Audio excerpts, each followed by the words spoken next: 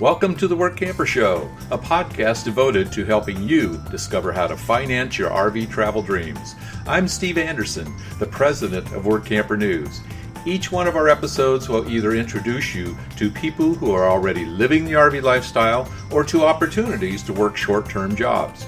You'll also learn how to hit the road the right way and make the most of every opportunity.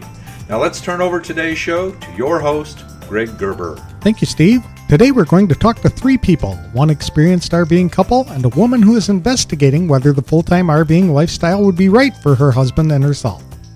Today's episode is sponsored by The Dreamer's Journey, a new online course and community produced by Workamper News. Life is too short to keep your dreams on hold, so don't be held back by fear. You are designed for much more. But get started with the RV lifestyle the right way with this comprehensive guide. For a monthly subscription fee, people can participate in 2 online webinars every week to learn things like what type of RV to buy, how to set goals, how to budget for the adventure, how to develop a positive mindset, where to call home, and how to find a job or start a mobile business. All online events will be recorded for watching at any time. Subscribers can also join an open question and answer session each month. For more information, visit www.rvdreamersjourney.com. My first guests today are Randy Lehnhoff and Marjory Snyder. Randy is from St. Louis and Marjory is from Eppingham, Illinois. He was working as a truck driver for Walmart, and that's how the two met. They've been full-time RVing for more than 7 years. When they first started traveling together, they would drive the truck one month and the motorhome the next. However, the motorhome has a big bathroom and a big kitchen, which made transitioning into it a much better choice. They've already been traveling as far away as Alaska, where Randy worked in retail and Marjory worked in the distribution center that supplied Randy with products to sell. They've held a variety of jobs from Alaska to Key West, with stops in California, Iowa, and Phoenix. But of all the places they'd like to go most, Utah tops the list, and they explain why. Randy and Marjory tell how they get calls from prospective employers, and now that they have some experience, they offer advice on how to make a resume stand out from the crowd. They also have an interesting story to tell about how they stumbled upon work camping in the first place. To tell us more, please welcome Randy Lehnhoff and Marjory Snyder to the show. Thanks for joining us today, Randy and Marjory. Appreciate you coming here and talking to us about your experience. Tell us a little bit about yourselves, where you're from and what you do. Well, I'm from St. Louis, Missouri. Marjorie's from Illinois, south of Effingham. I started driving a truck and was working out of a D.C. for Walmart out of the town she lived in, and that's where we met. Oh, very good. And how long have you known each other? That was 2008, I guess. 2008. So quite a while. Yep. Yeah, very good. And you have been full-timing for, what'd you say, 5 years? Full-timing's more or less 7 years. 7 years. Yeah, we were driving the truck, but we started driving the truck every other month. Okay. And we went out and bought a motorhome, so it would be the truck one month, then the motorhome the other month. Okay. Which one was more fun? Oh, the motorhome. Motorhome. Yeah, the motorhome. What type of rig do you have? The 37-foot 1993 Safari Ivory. Mm-hmm. Did you do anything special to it?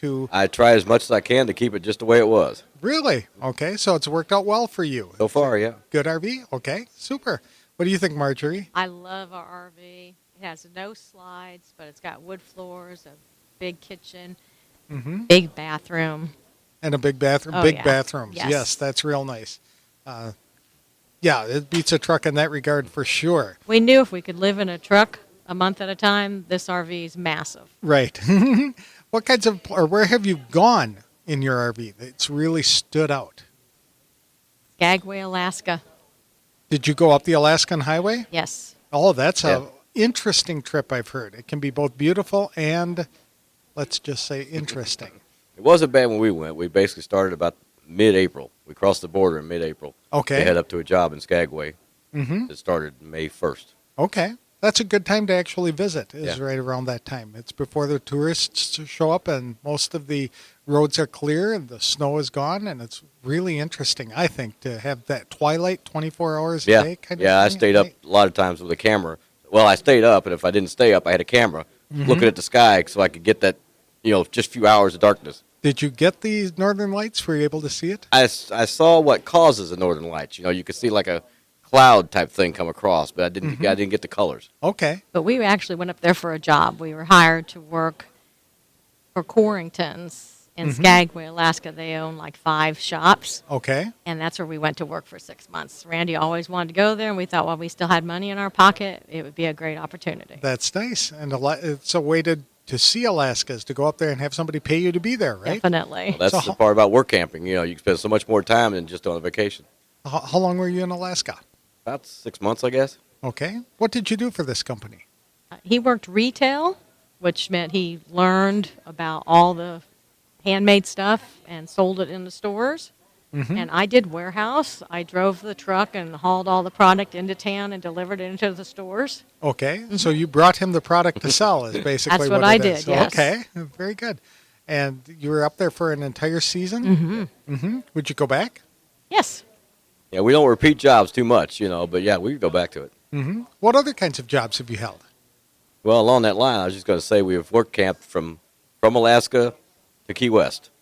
So all the way across, basically, the country, and with stops in California, Iowa, Phoenix, Arizona for the Major League Baseball spring training. You worked for spring training? Yep. At one of the stadiums? Yeah, Surprise, Arizona. Oh, doing what? Just collecting tickets and... We were both kind of the warehouse people there. It's a little different warehouse description. But, I was food warehouse. I would deliver all the food to all the different concession stands. Okay. And she did it to some of the retail type places. Retail. Oh, so all the places selling the little bobblehead dolls and things like Yes. that. You were taking the equipment or these products directly to the booths. Right, because they were right around the players. You're up above, but there's the field right below you. So you're just every time you circle, you're watching the game. Oh, that's fun. Has any one state stood out for you? We haven't worked in Utah, but we always tell people that Utah is our favorite. And I said today to somebody that people would from driving the truck, people would ask us what our favorite state was. And we'd always say, surprisingly, it was Utah. Really? We never really thought about Utah, but it's just so beautiful out there. Well, the beauty, the Yeah, desert the scenery. scenery, and what are they, hoodoos? I do the not- spires that come up from the ground. Oh, No, hoodoos are the storm cloud. I can't remember. Yeah, I know what you're talking about, but I can't think of the name either. Yeah. We actually just talked to the Utah gentleman about a job, so we are going to be going there hopefully in May or June to work for them. So 2020, you'll get to go live in Utah and Yeah. really experience it. Yes. Okay. So Key West to Alaska. What's the favorite job you've had? Favorite job? I don't know if there is a favorite job. I kind of enjoyed Adventureland in Iowa. Enjoyed being in Key West. The job was a job.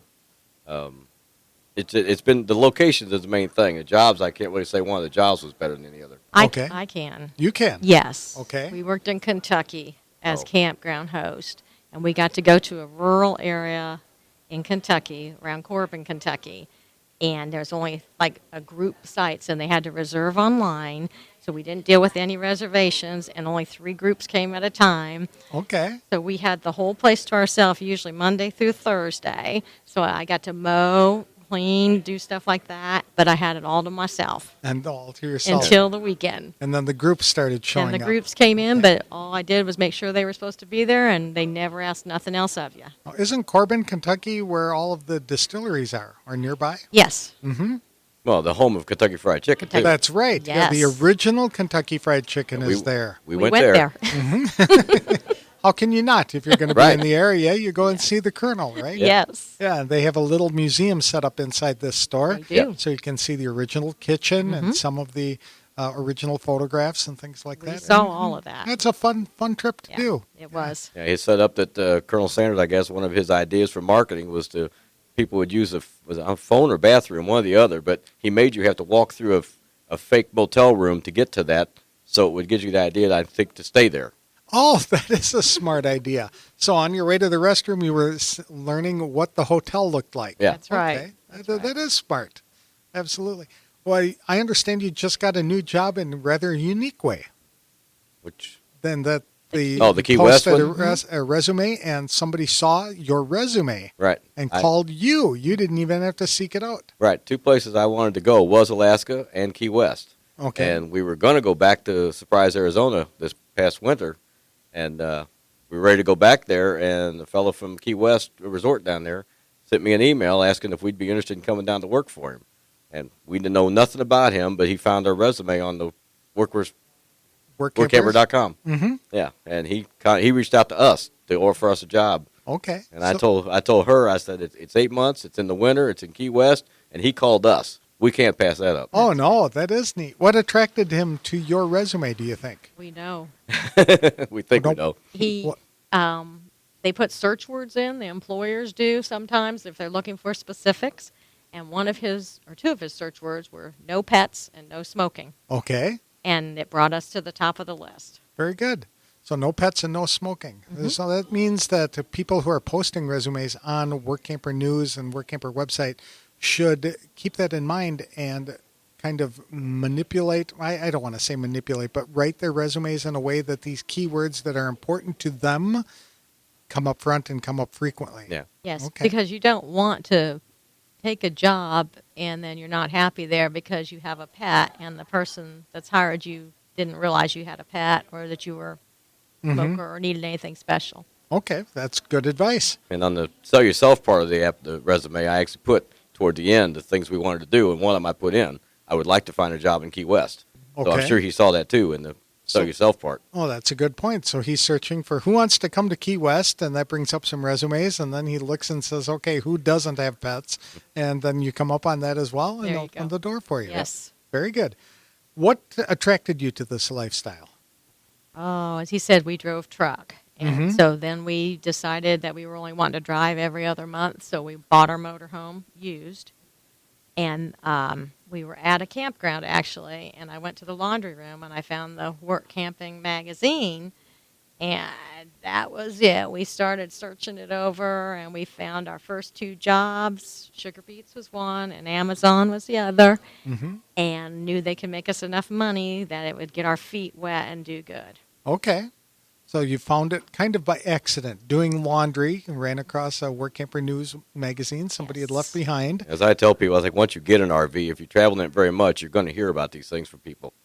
Absolutely, because the community of RVers is rather tight-knit, especially the campfire connections is pretty much what they talk about. Definitely. And they talk about everything, Oh, right? they do. Where they've been, where to go, where not to go, and all that good stuff. That's where we found most of our first jobs was through other people in their RVs. Who had already been in that job, and you Yes. thought it'd be interesting, and so you applied that way? That's a great idea. That's how we actually got the Skagway job. Another couple that had done it had recommended us.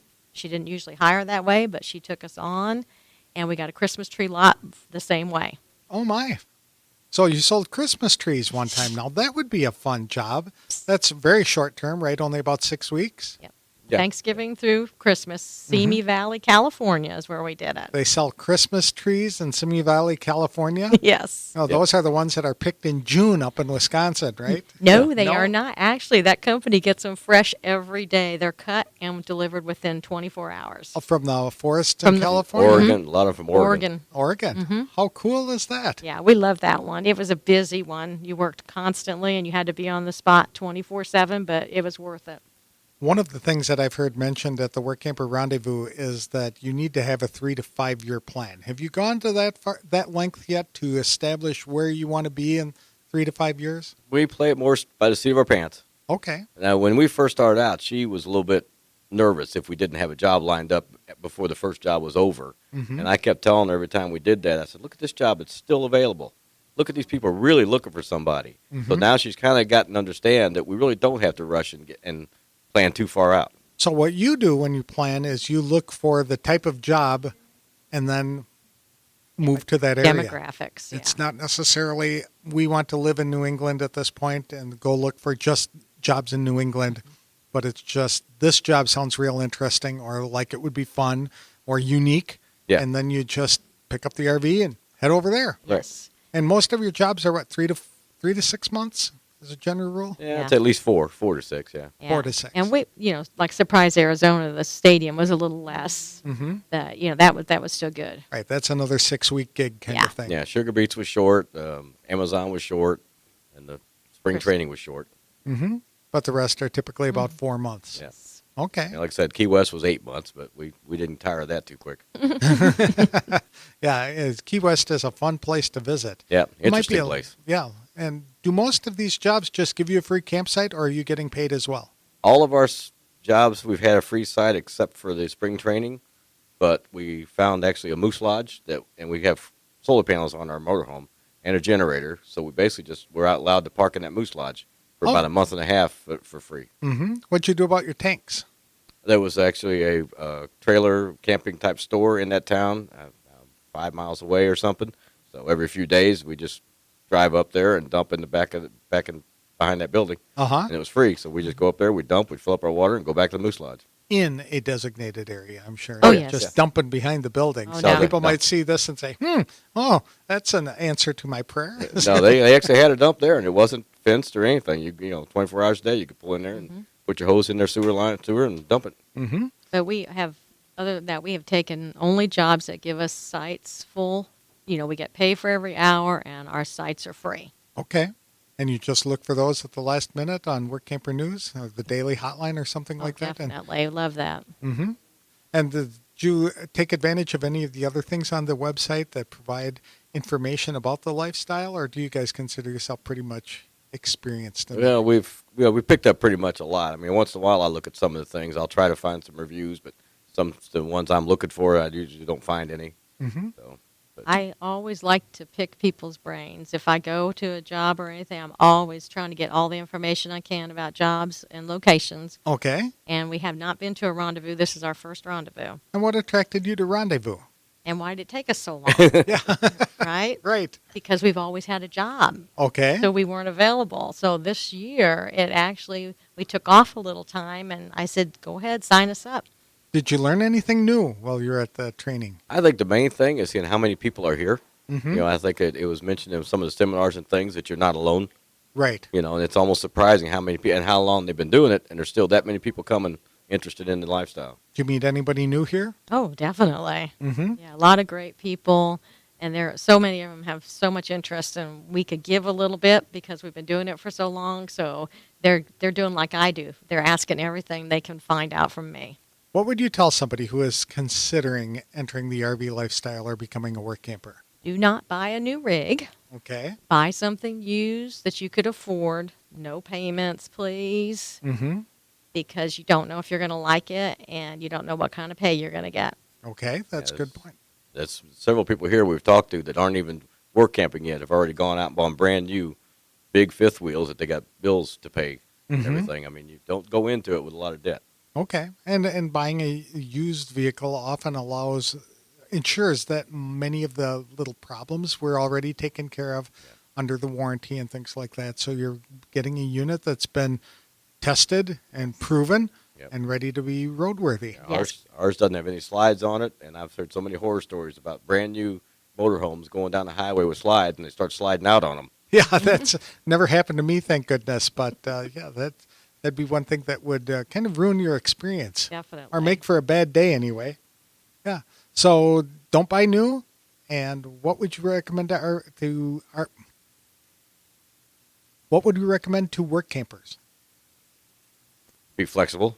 Mm-hmm. I mean, we see so many people write things where I didn't want to do this, I didn't want to do that. I got there and they wanted me to do this. I was like, it's not that hard of a job. Whatever they want you to do is probably not that hard. Right. Just be flexible and do what they want you to do. And they're not really masking the jobs, right? It's not like they're being deceptive. No, and you don't need to be deceptive either. Don't go into a camp hosting job that you know you're going to have to be cleaning fire pits and bathrooms, and you're not able to do it. That's not fair to the person that just hired you.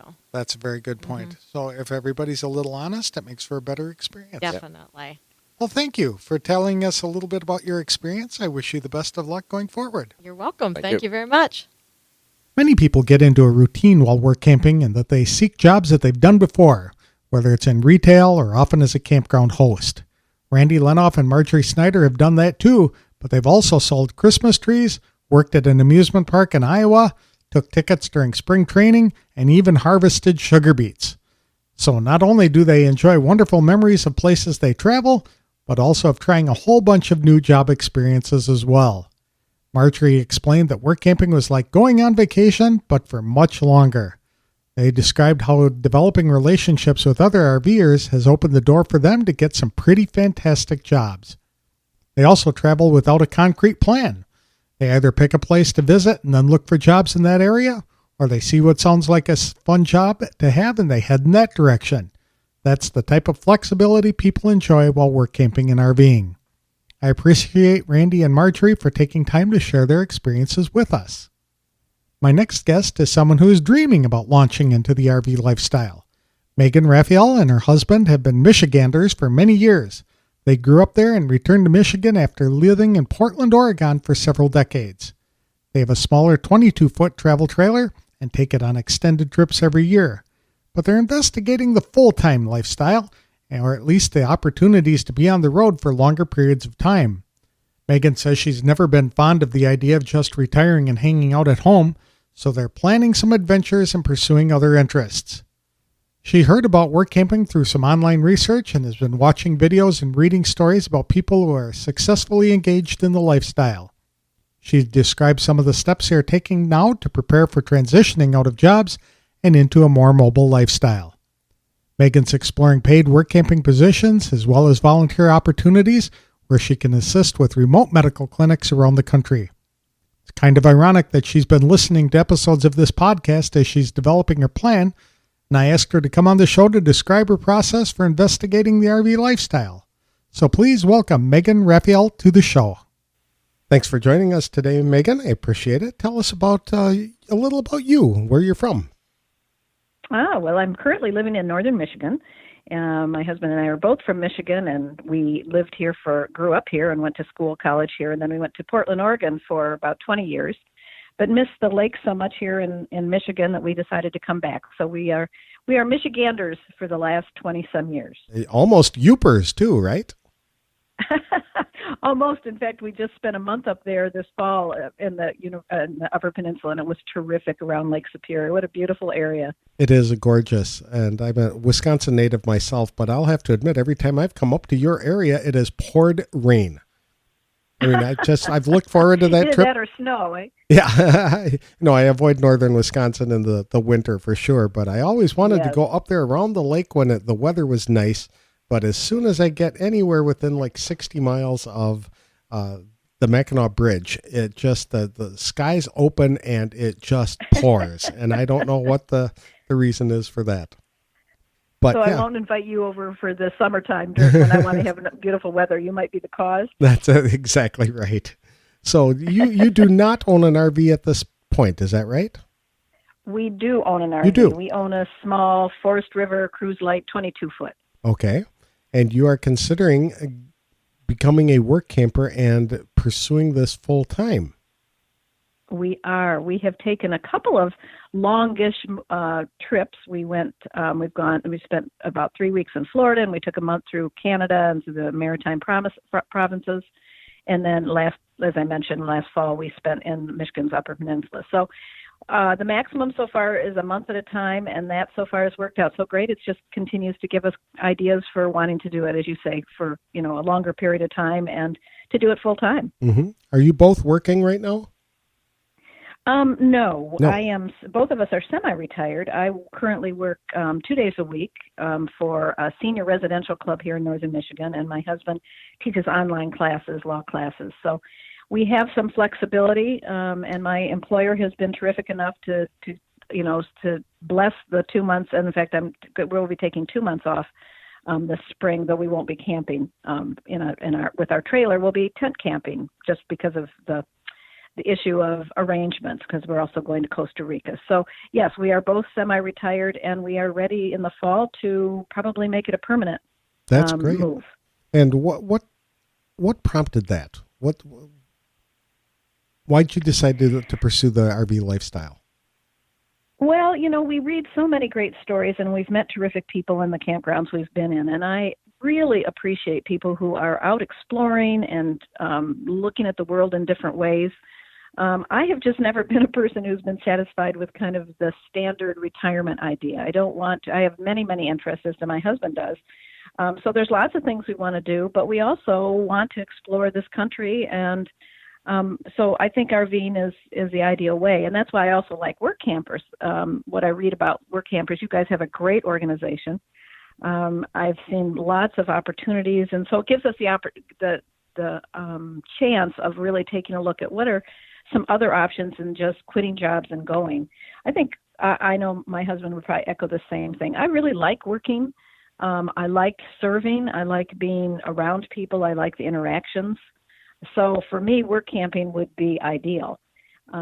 Like I say, we do have lots of other interests and hobbies that I want to pursue, but I could do that also working part-time on the road. So that's what I think work campers, as I've become more familiar with it, is just a very, very exciting concept for people who really like to work and, in fact, would like some extra money to fund my interests and hobbies. That's right. How did you find out about work camping in the first place? I'm not exactly sure.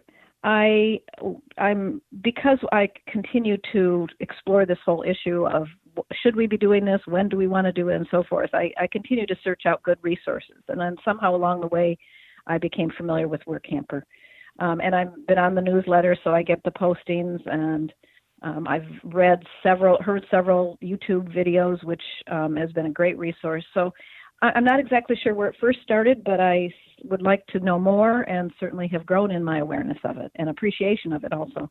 What kind of questions do you as a dreamer have that you're looking for answers?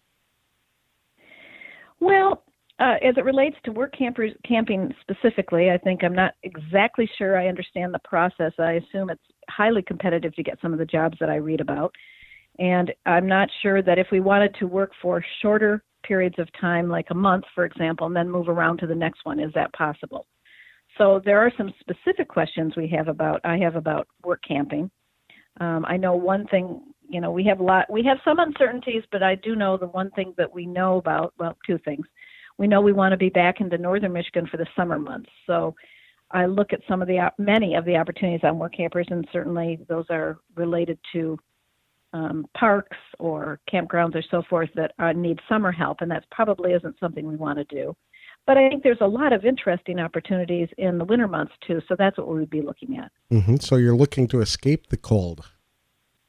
We are indeed. Mm-hmm. Yes, we are. Very good.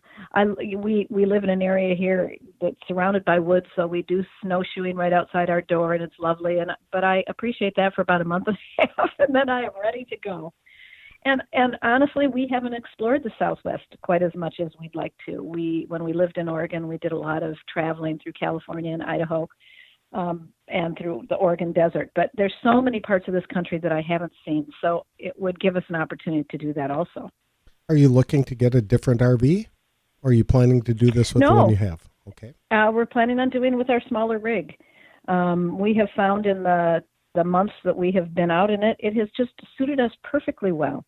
I think there are a couple things that I think that do make it work. One is that we have I have a goal of living more simply and allowing my lifestyle to afford to spend it on things that are just meaningful to me and interesting and fun, as opposed to be kind of being burdened with a lot of maintenance issues or shoulds or whatever it might involve. So to try to hone our life down into a more simple way of life is our desire. And the good news is my husband and I really like each other, so the smaller space seems to work. In the rig we have now, we have a lot of storage space. It just seems to suit us. Mm-hmm. So it is. The other thing is that I believe, now this is an assumption on my part, so I may be wrong on this. I think that driving a bigger rig and also some of the maintenance issues with slide outs and so forth, for me, aren't as appealing. So a smaller trailer that we pull allows us the flexibility and then the ease of traveling too. Okay. You had mentioned coming down to the Southwest. Are there any other places that are on your bucket list? Oh my gosh, there's all kinds of them. The South, we haven't spent as much time in the Midwest as we'd like. We've traveled through on our way to different places. I just find our country to be so full of amazing opportunities that I think we could, and I know that other people are doing this, we could be probably on the road for 10 years and not see everything. So the idea of going to Alaska intrigues me, although I'm not sure we're quite up to that at this moment, but there's just so many great places. There are and a lot of course, of options. We love beaches and water, and we're fortunate enough to live in an area like that. So I'm always seeking out places that I can find beach glass or rocks or whatever it is, shells. So I think wherever we could find a beautiful beach would be lovely. Very good. Are you looking for paid positions or volunteer positions? I think both. Being a volunteer and doing that and spending a portion of our time is really important to us. We have become associated with an organization called Remote Area Medical, and they set up medical clinics around the country. We have taken our trailer once last year and did that and camped nearby and then worked at the clinic, and we'll be doing that again in June. So I know there's lots of volunteer RVers and organizations, so that would be a part of it, though I think that we are also looking at paid positions. Okay. So that is the beauty for me of your organization, that you provide both kind of listings, and I could, learn more about those through your organization. What type of paid jobs are you looking at doing? Like campground host, or have you looked at some of the other options? Well, I think I'd look at some other options. I'm not averse at all to campground hosts. Honestly, I don't know as much about it. I can't say our maintenance skills are particularly strong, but we were both, highly skilled and love customer service. I used to wait tables in college, and I've always been intrigued by that. So I think we'd be open to lots of different things, which is, I've really appreciated your podcast because it's helped me see what are the huge variety of choices that we would have. It's not just, as I think some of the podcasts have said this, it's not just cleaning toilets. Right. Not that that would be a problem. We would certainly be willing to do that. But when we were for example, we were at a park in Maine near Acadia, outside of the national park. There was a wonderful campground that we stayed at, and there was a guy who drove a golf cart around. He greeted people and took them to their sites and helped them settle in and oriented them to the area. I thought that would be really fun. So anything, I think, working with people, working in offices, I'd be certainly happy to do that. And again, that's why I love the Workamper listings, because it shows such a choice, so many choices. Mm-hmm. Have you put together a resume yet? Interestingly enough, I put it with some guidance, just some informal guidance from your site. I did put together one for one that I had read about, and so I've got kind of the basics of one. I need to, when we get serious about this, we need to really do that more thoroughly. I'd agree. And I love the options, the resources for helping us do that is great. Mm-hmm.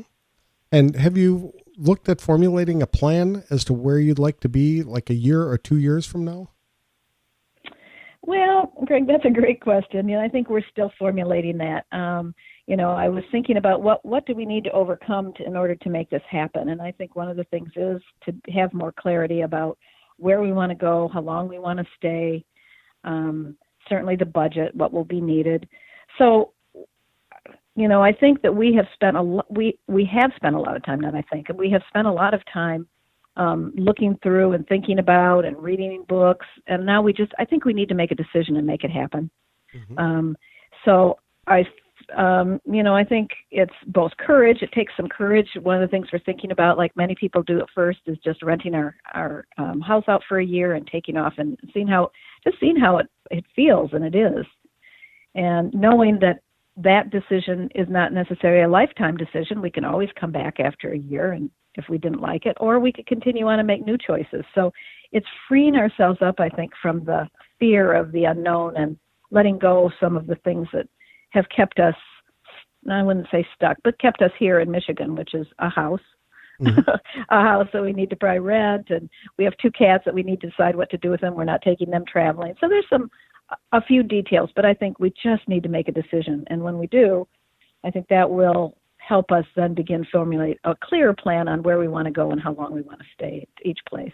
I would agree with that. It seems to be the way a lot of people put that together, is just make that decision, and then it all seems to start coming together, as they start. I think that's right. And I think when I think about really like I said, what's keeping us stuck here or keeping us not moving, it's just that fear. It's a fear of the unknown. And yet, my experience, and now that I've worked in a senior residential club for almost 6 years, I see how important it is to make the decision, and to make the decision when we're healthy and excited to go and to do it. Absolutely. I think putting off things to me is very frightening, because I can see I see what happens in people's lives, mm-hmm. and it can happen a moment's notice. So we need to be making these. I think both of us want to be making these decisions and moving on it. I think that go ahead. No, go ahead, please. I was going to say, one of the things we've thought about is that, for example, we're going to take 2 months off in the fall, and we'll be heading out west, and we're just now crafting that whole itinerary. And I believe that will help us, because once I'm on the road, I noticed it last year in the fall when we were on the road talking to people, seeing all the great places to go, experiencing the ease of it and the joys of RVing. It's so motivating. And then to step back into our kind of usual life, we've been out of it now for 3 months. It's a little easy to get distracted. So I'm excited about getting back in the RV and going for several months and really, again, becoming acquainted with that excitement and feeling again. Are there any questions that you're still looking for answers to, such as medical? Oh, no, no, not really. No. It might be something we need to consider, but I feel like it's one of those things that we would, we've got good insurance. I think we can have out of state. So that, I think we will find those kinds of things. Okay. I think it's more arrangements for making it happen. Arrangements for kind of the overwhelm I feel about trying to get a house ready to rent, and yet so many people have done that. It's not impossible, certainly. Mm-hmm. So those would be my questions about and budget. How much does it cost? I've seen a couple of really great YouTubes recently where people really kind of lay out the budget, and that gave me a clearer picture. Mm-hmm. It sounds like you're doing a lot of research into the lifestyle already, so you should know what to expect when you hit the road.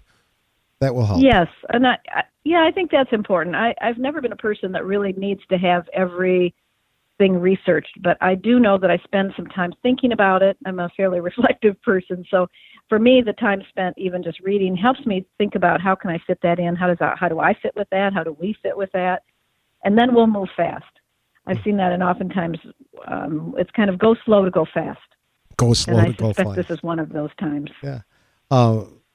But you looks like you've already determined that you're going to stay with your rig, so you've got that taken care of, and you've got an idea of where you want to go first. So you mentioned like the Southwest, etc. So it sounds like you are in the process of formulating that plan. Has it required a lot of discussion among you and your husband? Have there been some areas of disagreement? Like, no, I'm not going to Arizona ever. No, not necessarily specifically, because we're pretty much in agreement. I'm only chuckling because we do spend a lot of time talking about it, and what's our vision, and what do we need to do, and what's a step, and what are the questions. So we do a lot of discussion about it, and I think the clarity, the vision becomes clearer and clearer as we talk more about it, which is why I think it's important. Camping is really important, because for me, it's an option to continue bringing some income in. And that is, there was an article recently I read about the different styles of retirement, and one of retirees, and one of them was a reluctant spender. And I think I fit into that category. So for me, and again, like I said before, I really enjoy working and being with people. So I think that's why work camping is important. That makes me feel like if we could settle on that, I'd feel like a little bit more assured that we had some income coming in, and I had some of those other pieces in place. Have you heard of the Workamper Rendezvous? I have, and I was very excited about it. I hear that it's I believe in Arkansas this year, and unfortunately it's on a time that we're not going to be able to make it, but boy, it sounded like a great resource. It is a great opportunity, a week-long training, individual sessions on what to do, how to create your plan, how to work on your resume. You get to meet other RVers and things like that. I know a lot of dreamers attend that and usually come out of there fired up with their plan in place, ready to hit the road. But interesting. It sounds like you've already... And it happens once a year, right? It's only in the... Yep. Usually in October in Heber Springs, Arkansas. That's right. It was in October, right? Mm-hmm. Yep. Yes. Yes. Yeah. So what do you envision this lifestyle to be like once you actually launch into it? Ooh. I expect it to be have a certain sense of freedom. I expect that it would allow me to be more connected to outdoors, to gain a different appreciation, and more of appreciation for our country. I think that it would, again, allow us, I envision being around, again, having interesting conversations with interesting people. Mm-hmm. And I believe that it would give us that sense of ease of of being spontaneous. I think it's easy, and I find this and maybe all of us are in this way. We get in kind of predictable routines, and I really love the notion of being out of those routines. Every day would be a little different, which I've loved when we've been RVing before. I really like that, a greater spontaneity. Mm-hmm. I enjoyed, and when we were in the Upper Peninsula this year, we did it a little differently. We did not necessarily reserve ahead of time, which we have done in previous times, and by necessity in Florida we had to. Mm-hmm. So I really like that kind of, well, what do we feel like doing? Well, and then making those plans to get there. So I expect it would not be all too different than what we've experienced on our shorter times. And I really like who I am, and I like who we are when we're doing that. You have children? I am not we do have older children. So I guess one of the concerns we have one granddaughter, a young 2-year-old toddler. Mm-hmm. And I get, maybe that is a question. I don't know how other grandparents do it. We have been very involved in her life and want to continue to be. And so I do wrestle with that. That is a question that I hadn't really thought about. I've certainly thought about it, but I didn't in the context of this conversation. But I think that is a question. How do other grandparents do it? I know we can do FaceTime and we can do Skyping and we can mm-hmm. pop back in occasionally every couple of months. But I do worry about that aspect of traveling and being gone for very long. Mm-hmm. That's a very valid concern, because if you want to have an impact on your grandkids, that requires contact. So how do you do that when you're going to be traveling all over? So yeah, that's a very good, valid concern. Are there any other areas? Go ahead. Go ahead. I was going to say, so that is one of the things that I need to work out in my head and to really kind of sort through. And our daughter's fine with it. She's encouraging us to do that. So she doesn't seem to have the worry. It's just from as a grandparent. Mm-hmm. But I know lots of grandparents go through that. So, we're not the only ones, and we can learn from others and how they successfully have maneuvered that issue. Maybe your daughter's looking ahead and saying, here's an opportunity where we can get Grandpa and Grandma to take her away for a week or a month. In truth, I think that's right. She said, well, we'll just come and visit you, or maybe she's thinking, well, we'll send our daughter to you too, which would be quite delightful to have, a child on a camping trip and introduce her to that lifestyle too. A lot of grandparents do that. They find it to be a tremendous bonding experience with their grandchildren. I bet. Yeah. I bet. That's a very good point. I need to look at the other side of it, which are what are the benefits and the values that the value it can bring. Are there any areas where Workamper News or the Workamper organization could help you further your plan or further your decision process, things, tools, et cetera, that they could provide for you that would be helpful? That's a really great question. Off the top of my head, I can't, because I have found it to be full of resources already and very helpful.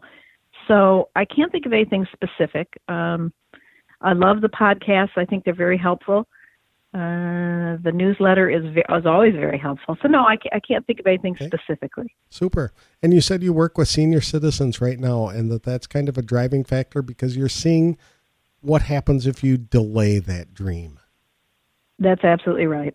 Mm-hmm.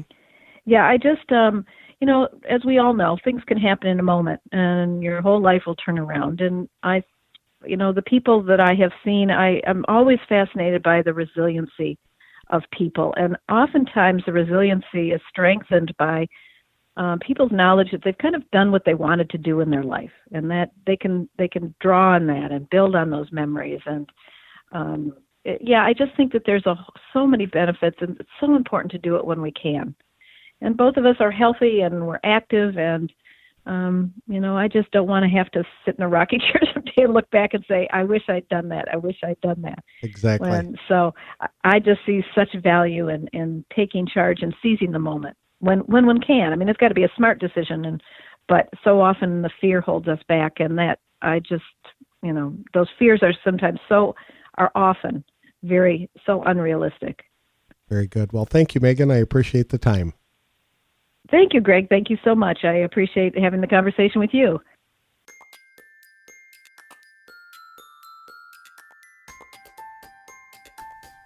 Megan Raphael is being smart and contemplating all of her options before she and her husband jump into the RV and work camping lifestyle with both feet.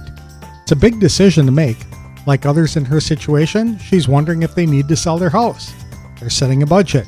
They're investigating what jobs are available and the areas they want to visit.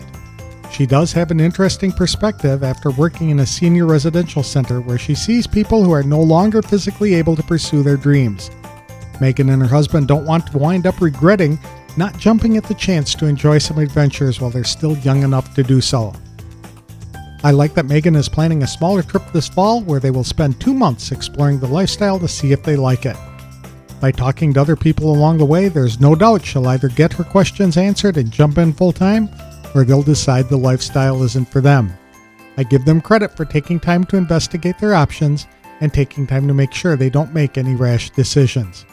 So thank you, Megan, for taking time to outline your concerns, questions, hopes, and dreams with all of us. Workamper News just produced a new online course and community called The Dreamer's Journey to help people like Megan get started in the RV lifestyle the right way with a comprehensive guide. For a monthly subscription fee, people can participate in 2 online webinars every week to learn things like what type of RV to buy, how to set goals, how to budget for the adventure, developing a positive mindset, where to call home, and how to find a job or start a mobile business. All online events will be recorded for watching at any time. Subscribers can also join an open question and answer session once a month. For more information, visit www.rvdreamersjourney.com. This episode is sponsored by the National RV Training Academy in Athens, Texas. The Academy's 1-week live training or home study course will teach you everything you need to know to fix about 80% of the problems people experience with their RVs. You can also sign up for additional training to become an RV inspector, campground technician, or to provide mobile RV service. For more information, visit www.nrvta.com. That's all we have for today's show. Next time, we'll talk with the founder of Girl Camper, who will provide some inspiration for women who are interested in RVing with or without their spouses. Thanks for listening to today's episode of The Workamper Show.